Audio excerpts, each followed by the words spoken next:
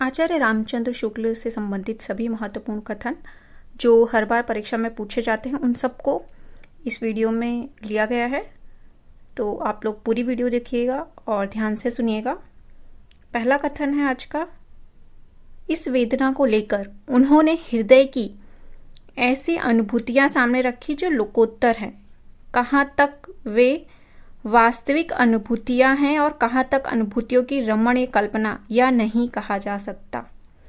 आचार्य रामचंद्र शुक्ल ने महादेवी वर्मा के बारे में कहा है।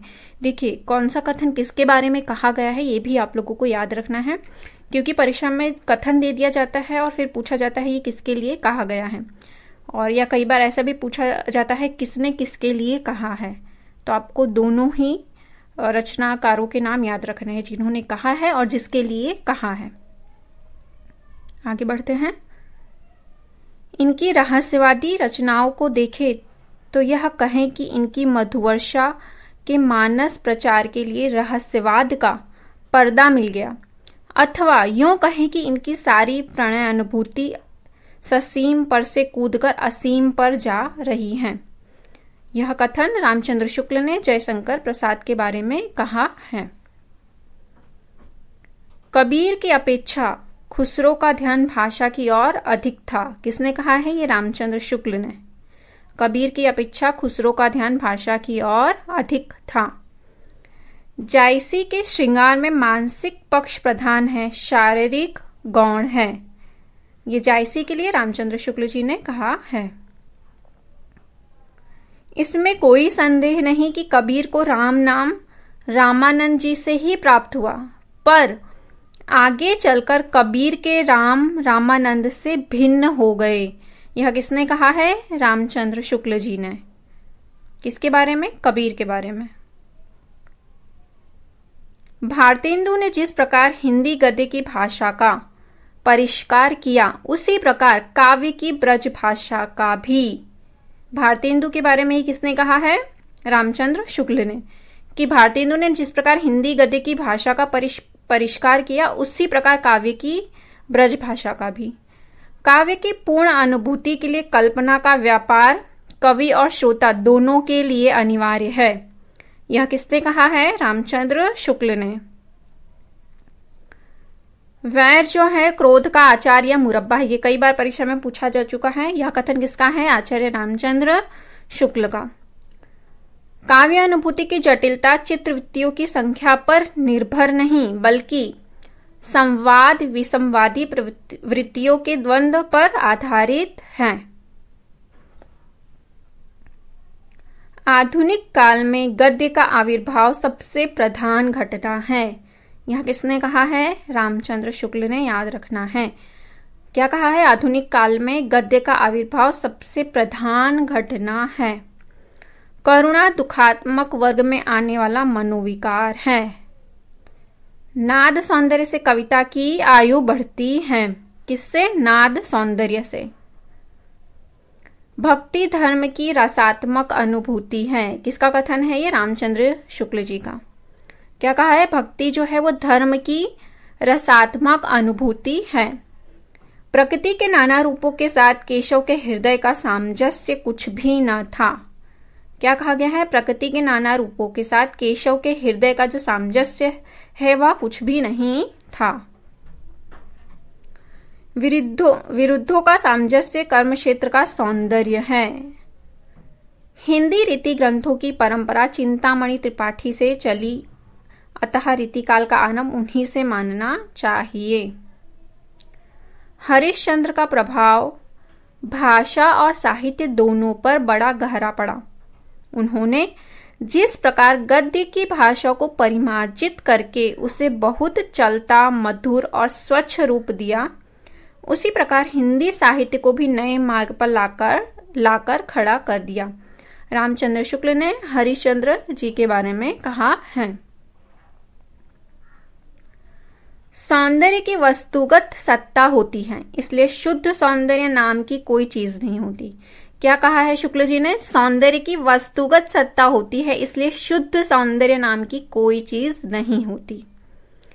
यह सूचित करने की आवश्यकता नहीं है कि ना तो सुर का अवधि पर अधिकार था और न जायसी का ब्रज भाषा पर। ये कई बार पूछा जा चुका है। क्या यह सूचित करने की आवश्यकता नहीं है कि ना तो सुर का अवधि पर अधिकार था और ना जायसी का ब्रज भाषा पर। धर्म का प्रवाह कर्म, ज्ञान, भक्ति इन तीनों धाराओं में चलता है। इन तीनों के सामंजस्य से धर्म अपनी पूर्ण सजीव दशा से रहता है। किसी एक के भी अभाव से वह विकलांग रहता है। इनकी भाषा ललित और सानुप्रास होती थी। चिंतामणि त्रिपाठी के बारे में। भाषा चलती होने पर भी अनुप्रास युक्त होती थी। बेनी माधव के बारे में रामचंद्र शुक्ल ने कहा है कि भाषा चलती होने पर भी अनुप्रास युक्त होती थी। बेनी जी के बारे में कहा है। इस ग्रंथ को इन्होंने वास्तव में आचार्य के रूप में लिखा है, कवि के रूप में नहीं। महाराज जसवंत सिंह के ग्रंथ भाषा भूषण के बारे में ये रामचंद्र शुक्ल ने कहा है। इसका एक एक दोहा हिंदी साहित्य में एक एक रत्न माना जाता है। इसमें तो रस के ऐसे छींटे पड़ते हैं जिनसे हृदय कलिका थोड़ी देर के लिए खिल उठती है। बिहारी और बिहारी सतसई के बारे में कहा है। क्या कहा? इसमें तो रस के ऐसे छींटे पड़ते हैं जिनसे हृदय कलिका थोड़ी देर के लिए खिल उठती है। जिस कवि में कल्पना की समाहार शक्ति के साथ भाषा की समाहार शक्ति जितनी अधिक होगी उतनी ही वह मुक्तक की रचना में सफल होगा।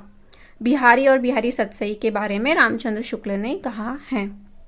बिहारी की भाषा चलती होने पर भी साहित्यिक है। यह किसने कहा है? आचार्य रामचंद्र शुक्ल ने।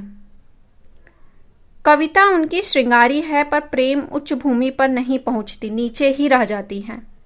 क्या कहा है? कविता उनकी श्रृंगारी है पर प्रेम की उच्च भूमि पर नहीं पहुंचती, नीचे ही रह जाती है। बिहारी और बिहारी सतसई के बारे में।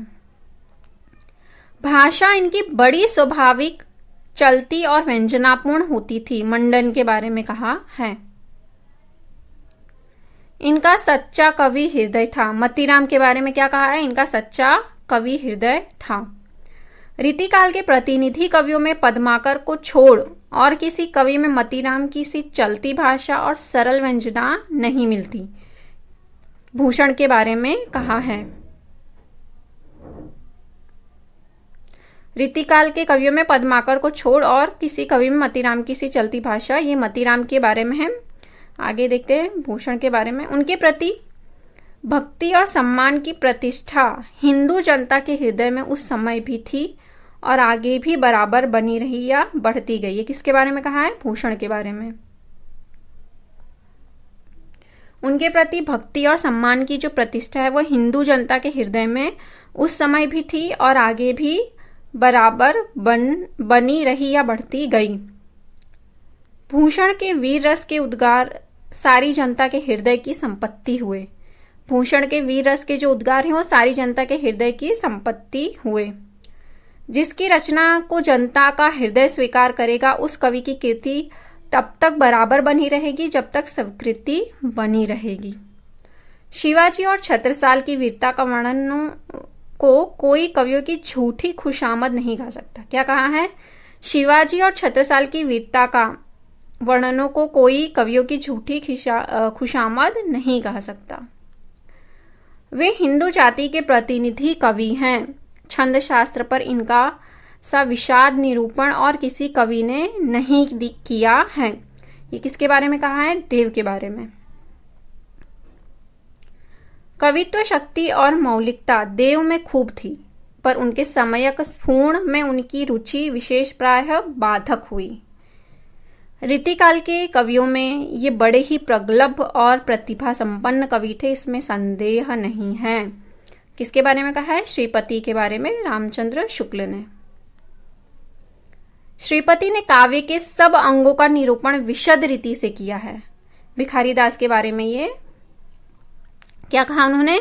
श्रीपति ने काव्य के सब अंगों का निरूपण विशद रीति से किया है। इनकी रचना कला पक्ष में संयत और भाव पक्ष में रंजन कारिणी है। ठीक है। पद्माकर के बारे में, ऐसा सर्वप्रिय कवि इस काल के भीतर बिहारी को छोड़ दूसरा नहीं हुआ।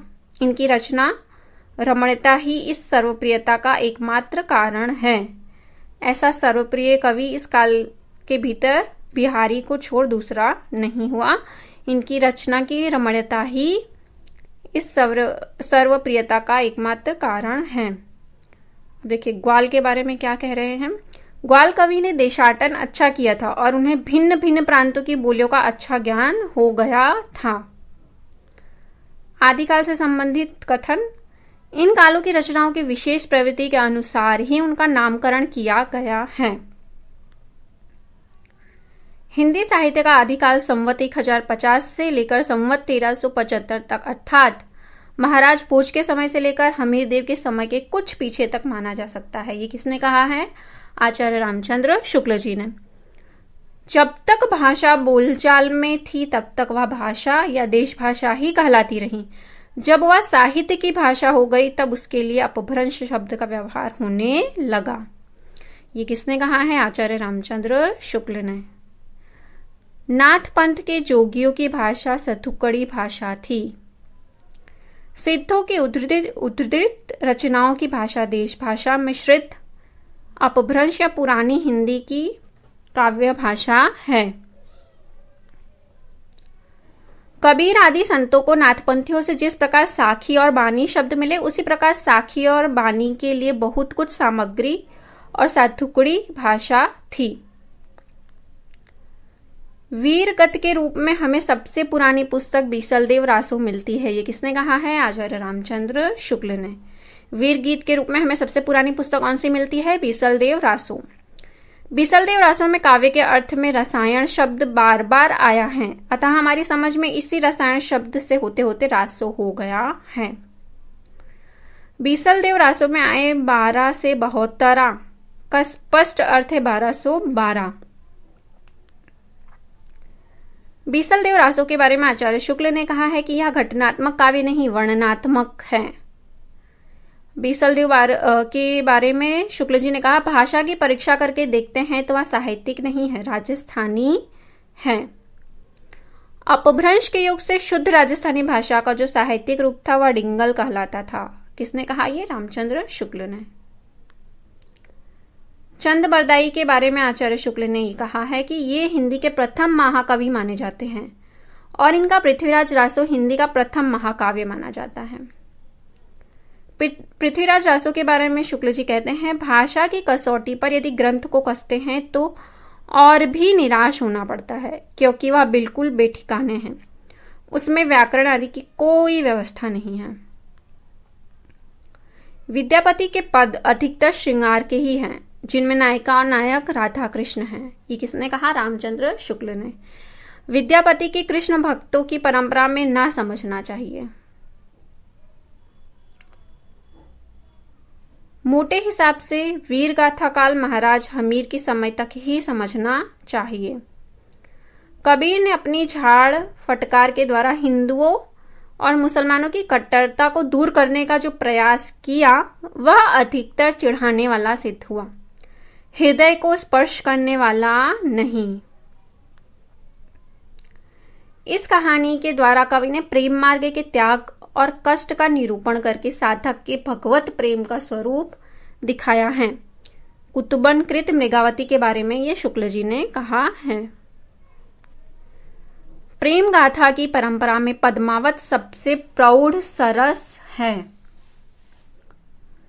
यही प्रेम मार्गी सूफी कवियों की प्रचुरता की समाप्ति समझनी चाहिए। शेख नबी के बारे में कहा, सूफी आख्यान काव्यों की अखंडित परंपरा की यही समाप्ति मानी जा सकती है। नूर मोहम्मद कृत अनुराग मासूरी के बारे में रामचंद्र शुक्ल ने कहा है, नूर मोहम्मद को हिंदी भाषा में कविता करने के कारण जगह जगह इसका सबूत देना पड़ा है कि वे इस्लाम के पक्के अनुयायी थे। ये रामचंद्र शुक्ल ने कहा है, जनता पर चाहे जो प्रभाव पड़ा हो, पर उक्त गद्दी के भक्त शिष्यों ने सुंदर सुंदर पदों द्वारा जो मनोहर प्रेम संगीत धारा बहाई, उसने मुरझाते हुए हिंदू जीवन को सरस और प्रफुल्लित किया। श्री वल्लभाचार्य जी के लिए उन्होंने ये कहा है, सुर की बड़ी भारी विशेषता है नवीन प्रसंगों की उद्भावना। सूरदास जी के लिए शुक्ल जी ने कहा, ये बड़े भारी कृष्ण भक्त और गोस्वामी विट्ठलनाथ जी के बड़े कृपा पात्र शिष्य थे। किसके बारे में कहा है? रसखान के बारे में। इन भक्तों का हमारे साहित्य पर बड़ा भारी उपकार है। कृष्ण भक्त कवियों के लिए क्या कहा शुक्ल जी ने? कि इन भक्तों का हमारे साहित्य पर बड़ा भारी उपकार है। रामचरितमानस को लोगों के हृदय का हार कहा। किसने? रामचंद्र शुक्ल ने। रामचरितमानस के लोगों को क्या कहा? हृदय का हार। किसने कहा? रामचंद्र शुक्ल। गोस्वामी जी की भक्ति पद्धति की सबसे बड़ी विशेषता है उसकी सर्वांग पूर्णता। रामचरितमानस में तुलसी केवल कवि रूप में नहीं, उपदेशक के रूप में भी सामने आते हैं। प्रेम और श्रृंगार का ऐसा वर्णन जो बिना किसी लज्जा और संकोच के सबके सामने पढ़ा जा सके, गोस्वामी जी का है। ये किसने कहा है? रामचंद्र शुक्ल ने। हम निसंकोच कह सकते हैं कि यह एक कवि ही हिंदी को प्रौढ़ साहित्यिक भाषा सिद्ध करने के लिए काफी है। किसके लिए है? तुलसीदास जी के लिए। रामप्रसाद निरंजनी के बारे में, भाषा योग वशिष्ठ को परिमार्जित गद्य की प्रथम पुस्तक और रामप्रसाद निरंजनी को प्रथम प्रौढ़ गद्य लेखक मान सकते हैं। किसके बारे में ये कहा है? रामप्रसाद निरंजनी। ईशा अल्लाह खां के बारे में शुक्ल जी कहते हैं कि जिस प्रकार वे अपनी अरबी, फारसी मिली हिंदी को ही उर्दू कहते थे, उसी प्रकार संस्कृत मिली हिंदी को भाखा। आरंभिक काल के चारों लेखकों में ईशा की भाषा सबसे चटकीली, मटकीली, मुहावरेदार और चलती है। ये किसने कहा? रामचंद्र शुक्ल जी ने ईशा अल्लाह खां के बारे में। अपनी कहानी का आरंभ ही उन्होंने इस ढंग से किया है जैसे लखनऊ के भांड घोड़ा कुदाते हुए महफिल में आते हैं। आचार्य रामचंद्र शुक्ल ने ईशा अल्लाह खां के बारे में ये कहा। राजा लक्ष्मण सिंह के लिए शुक्ल जी के कथन, असली हिंदी का नमूना लेकर उस समय राजा लक्ष्मण सिंह ही आगे बढ़े। इससे भी बड़ा काम उन्होंने यह किया कि साहित्य को नवीन मार्ग दिखाया और वे उसे शिक्षित जनता के साहचर्य में ले आए। किसके लिए कहा है ये? हरिश्चंद्र के लिए। प्रेम घन में पुरानी परंपरा का निर्वाह अधिक दिखाई पड़ता है। यहां पुरानी परंपरा से मतलब भाषा से है। विलक्षण बात यह है कि आधुनिक गद्य साहित्य की परंपरा का प्रवर्तन नाटकों से हुआ। किससे? विलक्षण बात यह है कि आधुनिक गद्य साहित्य की परंपरा का प्रवर्तन जो है वो नाटकों से हुआ। किसने कहा? रामचंद्र शुक्ल ने। अंग्रेजी ढंग का मौलिक उपन्यास पहले पहल हिंदी में लाला श्री निवास दास का परीक्षा गुरु निकला था। निवास दास के परीक्षा गुरु के बारे में। भारतेंदु हरिश्चंद्र जी के लिए उनके कथन, हरिश्चंद्र की भाषा को हरिश्चंद्री हिंदी कहा है शुक्ल जी ने। ठीक है। वे सिद्धवाणी के अत्यंत सरल हृदय कवि थे। सिद्धवाणी के अत्यंत सरल हृदय कवि थे। ये हरिश्चंद्र जी के लिए शुक्ल जी ने कहा है। प्राचीन और नवीन का ही सुंदर सामंजस्य भारतेंदु की कला का विशेष माधुर्य है। अपनी सर्वतोमुखी प्रतिभा के बल से एक और तो वे पद्माकर द्विजदेव की परंपरा में दिखाई पड़ते थे, दूसरी ओर बंग देश के माइकल एवं हेमचंद्र की श्रेणी में। श्रीयुत पंडित महावीर प्रसाद द्विवेदी ने पहले पहल विस्तृत आलोचना का रास्ता निकाला। उपन्यासकार के लिए कहते हैं शुक्ल जी कि आलस्य का जैसा त्याग उपन्यासकारों में देखा गया वैसा किसी और वर्ग के हिंदी लेखकों में नहीं। ठीक है। ये वास्तव में घटना प्रधान कथानक या किस्से हैं जिनमें जीवन के विविध पक्षों के चित्रण का कोई प्रयत्न नहीं। इससे ये साहित्य कोटि में नहीं आते। क्या कहा है? ये वास्तव में घटना प्रधान कथानक या किस्से हैं जिनमें जीवन के विविध पक्षों के चित्रण का कोई प्रयत्न नहीं। उन्होंने साहित्यिक हिंदी न लिखकर हिंदुस्तानी लिखी जो केवल इसी प्रकार की हल्की रचनाओं में काम दे सकती है। किसके बारे में कहा है? ये देवकी नंदन खत्री के बारे में। पंडित किशोरीलाल गोस्वामी के बारे में कहा, उपन्यासों का ढेर लगा देने वाले दूसरे मौलिक उपन्यासकार पंडित किशोरीलाल गोस्वामी हैं, जिनकी रचनाएं साहित्य कोटि में आती हैं।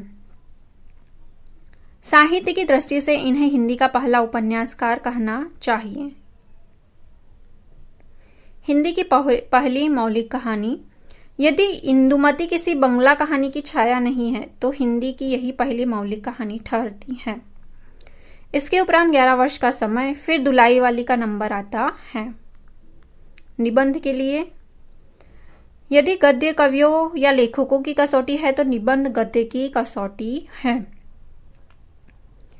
भाषा की पूर्ण शक्ति का विकास निबंधों में ही सबसे अधिक संभव होता है। गुलेरी और उसने कहा था के बारे में शुक्ल जी कहते हैं, आचार्य शुक्ल ने उसने कहा था कहानी को अद्वितीय कहानी माना है। इनकी घटनाएं ही बोल रही हैं, पात्रों के बोलने की अपेक्षा नहीं। ये रामचंद्र शुक्ल ने उसने कहा था कहानी के बारे में कहा। यह बेधड़क कहा जा सकता है कि शैली की जो विशिष्टता और अर्थ गर्भितता वक्रता गुलेरी जी में मिलती है और किसी लेखक में नहीं। आचार्य शुक्ल ने महावीर प्रसाद द्विवेदी के लेखों को बातों का संग्रह कहा है। द्विवेदी जी के लेखों को पढ़ने से ऐसा जान पड़ता है कि लेखक बहुत मोटी अकल के पाठकों के लिए लिख रहा है। द्विवेदी जी के लेखकों को पढ़ने से क्या जान पड़ता है? लेखक बहुत मोटी अकल के पाठकों के लिए लिख रहा है। किसने कहा ये? रामचंद्र शुक्ल ने महावीर प्रसाद द्विवेदी के लिए। पंडित गोविंद नारायण मिश्र के गद्य को समास अनुप्रास में गूंथे शब्द गुच्छों का एक अटाला समझिए। उनके अधिकांश लेख भाषण मात्र हैं, स्थायी विषयों पर लिखे हुए निबंध नहीं। ये किसके लिए हैं? पंडित जगन्नाथ प्रसाद चतुर्वेदी के लिए। महावीर प्रसाद द्विवेदी की आलोचनात्मक पुस्तकों, इन पुस्तकों को एक मोहल्ले में फैली बातों से दूसरे मोहल्ले वालों को कुछ परिचित कराने के प्रयत्न के रूप में समझना चाहिए, स्वतंत्र समालोचना के रूप में नहीं। किसके लिए कहा ये? महावीर प्रसाद द्विवेदी की आलोचनात्मक पुस्तकों के बारे में। आचार्य शुक्ल ने मिश्र बंधु विनोद को बड़ा भारी इतिवृत्त संग्रह कहा है। प्रसाद और प्रेमी के बारे में शुक्ल जी कहते हैं कि प्रसाद जी ने अपना क्षेत्र प्राचीन हिंदू काल के भीतर चुना और प्रेमी जी ने मुस्लिम काल के भीतर।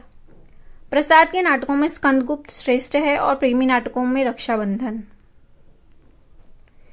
केवल प्रोफेसर नगेंद्र की सुमित्रानंदन पंत पुस्तक ही ठिकाने की मिली। ये किसने कहा? आचार्य रामचंद्र शुक्ल ने। अध्याय से उपाध्याय हरिऔध के बारे में शुक्ल जी कहते हैं कि काव्य अधिकतर भावव्यंजनात्मक और वर्णनात्मक है। गुप्त जी वास्तव में सामंजस्यवादी कवि हैं। मैथिली शरण गुप्त के बारे में कहते हैं कि वे वास्तव में सामंजस्यवादी कवि हैं, प्रतिक्रिया का प्रदर्शन करने वाले अथवा मद में झुमाने वाले कवि नहीं है। सब प्रकार की उच्चता से प्रभावित होने वाला हृदय उन्हें प्राप्त है। प्राचीन के प्रति पूज्य भाव और नवीन के प्रति उत्साह दोनों इनमें हैं। उनका जीवन क्या था? जीवन की विषमता का एक छटा हुआ दृष्टांत था। पंडित सत्यनारायण कविरत्न जी के लिए कहा। उसका प्रधान लक्ष्य काव्य शैली की ओर था, वस्तु विधान की ओर नहीं। अर्थभूमि या वस्तुभूमि का तो उसके भीतर बहुत संकोच हो गया। हिंदी कविता की नई धारा का प्रवर्तक इन्हीं को विशेषतः श्री मैथिली शरण गुप्त और मुकुटधर पांडे को समझना चाहिए। असीम और अज्ञात प्रियतम के प्रति अत्यंत चित्रमय भाषा में अनेक प्रकार के प्रेमोद्गारों तक ही काव्य की गतिविधि प्राय बंध गई। छायावाद शब्द का प्रयोग रहस्यवाद तक ही न रहकर काव्य शैली के संबंध में भी प्रतीकवाद के अर्थ में होने लगा। छायावाद को चित्रभाषा या अभिव्यंजना पद्धति कहा है। किसने कहा? रामचंद्र शुक्ल ने। छायावाद शब्द का प्रयोग दो अर्थों में समझना चाहिए। एक तो रहस्यवाद के अर्थ में, जहां उसका संबंध काव्य वस्तु से होता है, अर्थात जहां कवि उस अनंत और अज्ञात प्रियतम को आलंबन बनाकर अत्यंत चित्रमयी भाषा में प्रेम की अनेक प्रकार से व्यंजना करता है। छायावाद शब्द का दूसरा प्रयोग काव्य शैली या पद्धति विशेष की व्यापक अर्थ में है। छायावाद का सामान्यतः अर्थ हुआ प्रस्तुत के स्थान पर उसकी व्यंजना करने वाली छाया के रूप में अप्रस्तुत का कथन। छायावाद का केवल पहला अर्थ मूल अर्थ लिखकर तो हिंदी काव्य क्षेत्र में चलने वाली सुश्री महादेवी वर्मा ही हैं। पंत प्रसाद निराला इत्यादि और सब कवि प्रतीक पद्धति या चित्र भाषा शैली की दृष्टि से ही छायावादी कहलाए। ये किसने कहा? रामचंद्र शुक्ल ने। अन्योक्ति पद्धति का अवलंबन भी छायावाद का एक विशेष लक्षण हुआ। छायावाद का चलन द्विवेदी काल की रूखी इतिवृत्तात्मक प्रतिक्रिया के रूप में हुआ। क्या कहा? छायावाद का चलन द्विवेदी काल की रूखी इतिवृत्तात्मक प्रतिक्रिया के रूप में हुआ। ये किसने कहा? रामचंद्र शुक्ल ने। लाक्षणिक और व्यंजनात्मक पद्धति का प्रगल्भ और प्रचुर विकास छायावाद की काव्यशैली की असली विशेषता है। क्या? लाक्षणिक और व्यंजनात्मक पद्धति का प्रगल्भ और प्रचुर विकास। छायावाद की प्रवृत्ति अधिकतर प्रेम गीतात्मक है। शुक्ल जी, जयशंकर प्रसाद कृति आंसू को श्रृंगारी विप्रलंब कहा है। सूरदास जी के बारे में शुक्ल जी कहते हैं, वात्सल्य के क्षेत्र में जितना अधिक उद्घाटन सूर्य ने अपनी बंद आंखों से किया, इतना किसी और कवि ने नहीं। इन क्षेत्रों का तो वे कोना कोना झांक आए। घनानंद जी के बारे में कहते हैं कि आचार्य शुक्ल में घनानंद को साक्षात रस मूर्ति कहा है। आचार्य शुक्ल ने घनानंद को क्या कहा है? साक्षात रस मूर्ति। प्रेम मार्ग का ऐसा प्रवीण और वीर पथिक तथा जांबादानी का दावा रखने वाला ब्रज भाषा का दूसरा कवि नहीं। भाषा के लक्षक एवं व्यंजक बल की सीमा कहां तक है, इसकी पूरी परख इन्हीं को थी। देव के लिए कहा है, रीतिकाल के कवियों में यह बड़े ही प्रतिभा संपन्न कवि थे।